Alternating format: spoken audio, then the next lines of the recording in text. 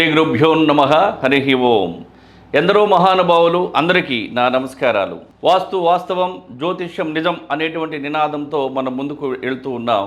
ఆ క్రమంలో మనం ఈరోజు తెలుసుకోవాలి అనుకుంటున్నటువంటి విషయం కానివ్వండి, తెలుసుకునేటువంటి విషయం కానివ్వండి ఏమిటంటే, ఇంతకుముందు గత వీడియోల్లో అన్ని స్థలాలు ఏ విధంగా ఉంటాయి, ఏ బ్లాకు అంటే ఏమిటి, ఏ స్థలము అంటే ఏమిటి, ఏ విధంగా ఉంటుందనేటువంటిది తెలుసుకున్నాము.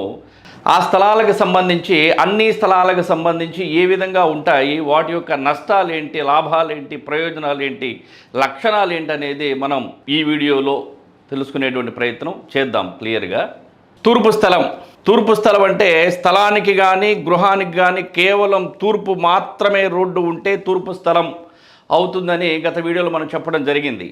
అంటే తూర్పు స్థలం ఎందుకు శ్రేష్టమైనది అంటే, లేదు తూర్పు స్థలం యొక్క లాభాలేంటి, తూర్పు స్థలం యొక్క ప్రయోజనాలు ఏంటి, తూర్పు స్థలం యొక్క నష్టాలేంటి, ఈ యొక్క తూర్పు స్థలానికి సంబంధించి ఎటువంటి నిర్మాణాలకి ఈ యొక్క స్థలం ఉపయోగపడుతుంది అనేటువంటిది ఏంటంటే, తూర్పు ఏ నిర్మాణానికైనా సరే, దేనికి గృహానికి సంబంధించి కానీ, లేదంటే వ్యాపార సంస్థలకు సంబంధించి కానీ, లేదంటే ఎడ్యుకేషనల్ ఇన్స్టిట్యూట్కి సంబంధించి కానీ, అంటే నేటి కాలంలో తూర్పు స్థలాలే దొరకాలంటే కష్టం, అలా కాదు.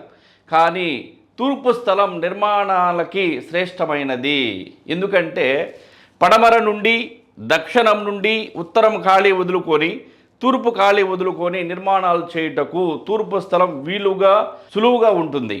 కాబట్టి తూర్పు స్థలం అనేది గృహ నిర్మాణానికి కానీ వ్యాపారానికి కానీ శ్రేష్టమైనది.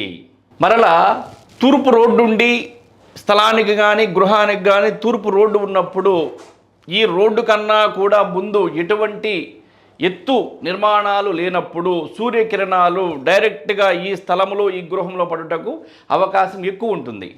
కాబట్టి సూర్యకిరణాలు ఉదయాన్నే గనక మన గృహంలో కానీ స్థలంలో కానీ ప్రసరిస్తే ఇక్కడ ఉండేటువంటి యాంటీ బ్యాక్టీరియా ఏదైతే ఉంటుందో నశిస్తుంది.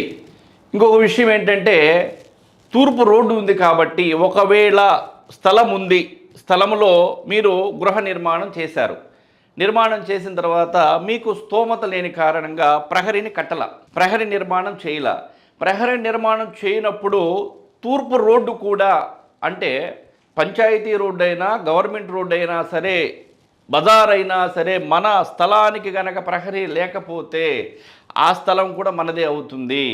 అంటే భూమి తెంపు కానప్పుడు స్థలానికి నలుమూలలా ఇటు స్థలం ఉన్నా కూడా, ఎటు రోడ్డు ఉన్నా కూడా ఆ స్థలం కూడా మన స్థలముగానే పరిగణించాలి.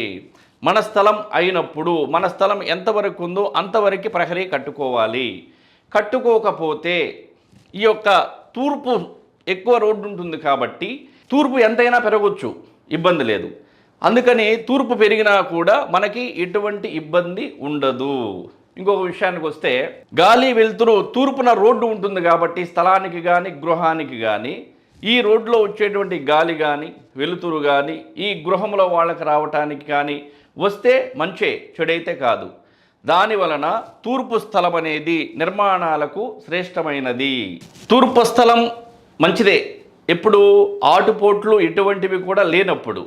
ఇంకొక విషయం ఏంటంటే, మనకి తూర్పు స్థలమే కదా అని చెప్పని మన ఇష్టం వచ్చినట్లు గృహ నిర్మాణం కానీ ఎటువంటి నిర్మాణాలు కానీ చేయకూడదు. ఎలా చేయాలి? వాస్తు ప్రకారం చేయాలి. ఉచ్చనీచ స్థానాలను చూసుకొని ఏ విధమైనటువంటి నిర్మాణం చేయాలో ఆయాది గణితంతో మనం వాస్తుశాస్త్రం ప్రకారం నిర్మాణాలు చేసుకుంటే తూర్పు స్థలం అందరికీ కూడా యోగదాయకంగానే ఉంటుంది. ఒక వ్యాపారానికే కాదు, కుటుంబానికి సంబంధించి కానివ్వండి, లేదా దేనికైనా సరే తూర్పు స్థలం అనేది శ్రేష్టమైనది. కాబట్టి ఇంకొక విషయం ఏంటంటే, తూర్పు స్థలం ఉందని చెప్పని తూర్పు సింహద్వారాలు పెట్టడం కూడా సరికాదు. అందరికీ అన్ని స్థలాలు పనికిరావు, అలాగని అందరికీ అన్ని స్థలాలు పనికి రాకుండా కూడా పోవు. వర్గులను బట్టి, మీ పేరును బట్టి కానీ మీ నక్షత్రాన్ని బట్టి కానీ వచ్చేటువంటి నామ అక్షరం ఏదైతే ఉందో ఆ నామ అక్షరాన్ని బేస్ చేసుకొని మీకు వచ్చేటువంటి వర్గు ఏదైతే ఉందో ఆ వర్గు ప్రకారం సింహద్వార నిర్ణయం జరగాలి.